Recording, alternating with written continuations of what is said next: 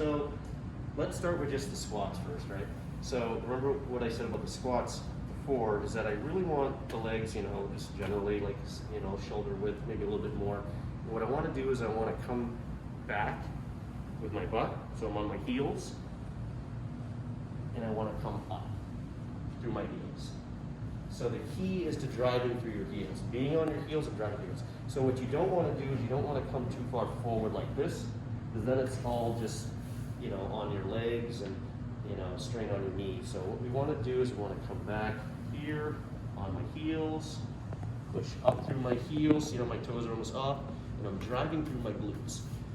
Because here's what we want. The glutes are a postural muscle. And what they do is when they're strong and activated and in appropriate tone, what they're going to do is they're going to pull you back better to where she should be. What they're going to do is they're going to take the strain off the lumbar muscles. And so a lot of people, when they get weakness here, they start to get hypertonicity or tightness in their lower back because these muscles are weak. What they also will get is often get tightness in their hip flexors, in their groin, and these types of things because they're in that position, right? So that the gluteal muscles help to kind of pull you back and keep you in that good posture, and that posterior pelvic tilt is what you really want. So like air squats are a great way to do that. Mm-hmm. And then another way to talk about is lunges, right? Our lunges. Yes. So when we do a lunge, you just want to make sure you can show them. You want to make sure your body's upright and you stay nice. Yep. She comes down, perfect. Yep, comes right back up. And she's really pushing through that heel on the other side. So face that way for me. Do it the same way. She's dropping straight down and she's pushing up through the heel on this leg and up through her glute. And see how her body is really upright? It's perfect. Good. Now show them one where you're stepping forward and doing it. Not everybody can step back. There you go. Same idea. So forward or back, whatever way you want to do it. You just got to make sure you're slow with it, yep, deliberate, and you're pushing up through that heel and that glute. And a lot of times, I like to just actually, for a lot of patients, like, you know, that don't have a lot of glute strength yet or connectivity between that brain and the glute, you really want to put your hand there and give you that feedback where you step forward, you know, you drop down. Of course, I'm activating this glute. And what I'm going to do is I'm going to push up and I'm going to feel that glute. So I'm going to step here and drop down. I'm going to put my hand on it. I'm going to feel that glute actually tighten. So that's what I want. I want to feel that strength through there. Really important. Balancing on one leg can be helpful for that, right? Standing up straight. Right? We do this type of thing, right? We stand up. And we want to feel that glute. You know, and that glute helps to stabilize it. And the higher you get your leg, the harder it is. You want to get that core engaged, really get that glute there, and that really activates that super well, while activating balance mechanisms and really achieving that neurological connection, those neural pathways between the glute and the brain. It's really important for coordination of any movement. How about leg extensions? Those are pretty simple. So why don't you show them those? You're very good at those. So same idea. You want to really get that.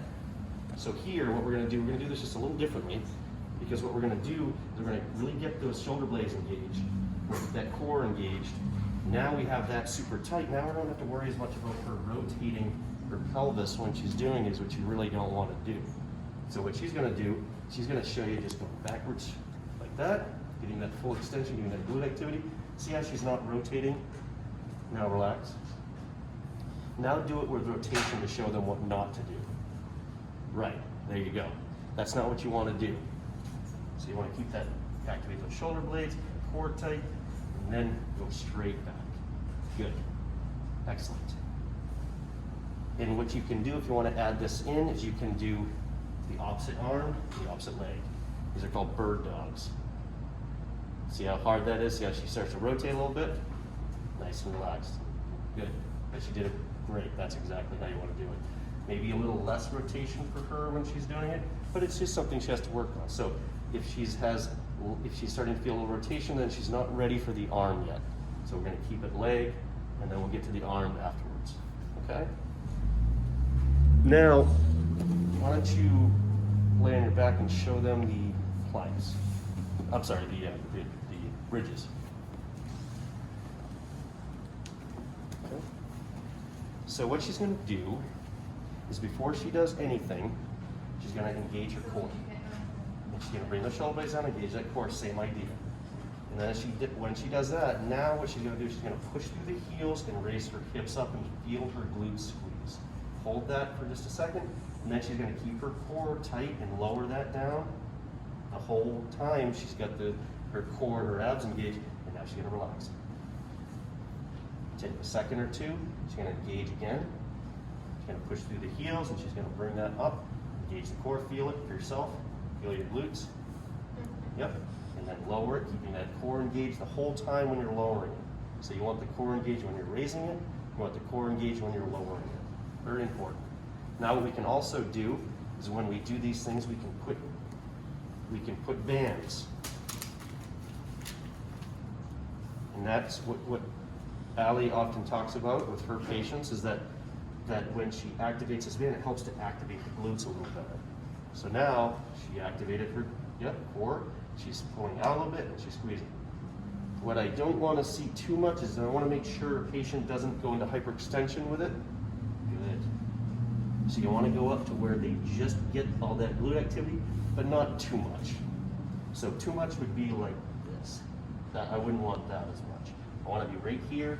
I want to get that good activation. Excellent. Perfect. Now why don't you keep that on, just go on your stomach, show them just the bird dog that we were just doing, but with a band. So don't even do the arm, just show them.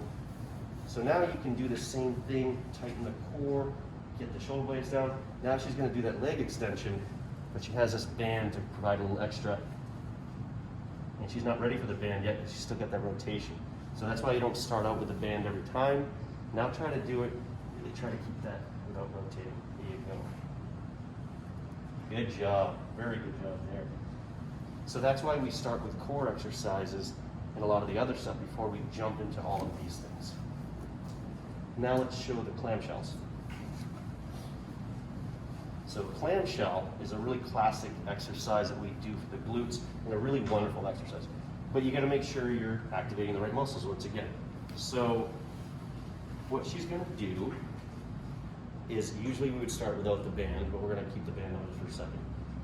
If she's going to she's going to go into, just like that, and she's going to activate this glute to bring that up. But she might feel it through here, and she might feel it through here. Is that the case? A little. A little bit. Do you feel it here? Yep. Yeah. Okay, and good, bring it down. So if she's not feeling it as much, what I'm going to have her do, and you can do this against the wall usually, you'll have her push her top foot against my leg as she pushes that up. And now you can feel that. Feel how much firmer that is there? Right, and you probably feel that less through there. Yeah. Now you can just do this against the wall really easily. Let's just stand up. Just swing around. Yeah. So you show them against the wall. And put your hand there when you're doing it so you can feel your glute engage. So this is how I like to do these myself. When I don't have somebody, I just use the top foot, push against the wall, and I feel that. Right. So you're creating that neural connection, that neurological connection between the brain and that area, so that your natural default mechanism is going to be to activate the glute instead of activating these other muscles that shouldn't be activated, because this is underappreciated, if you will, or underactivated in the lower back. Because that's how you start to get strains and tendinitis and those types of things, bursitis, that type of activity, hypertonicity in the lumbar. So really, the most important muscle in the lower back is your glute. And your gluteal muscles take that core, all involved, but you really want to keep that glute active for healthy hips, knees, lower extremities, lower back. And that sets the stage for your whole postural mechanism, which then we get the shoulder blades involved and the core involved, and then we have a really perfect postural system that is going to load the muscles and spine equally, so that we have less possibility for injury or inflammation and random, imbalance. Okay? Mm-hmm. All right.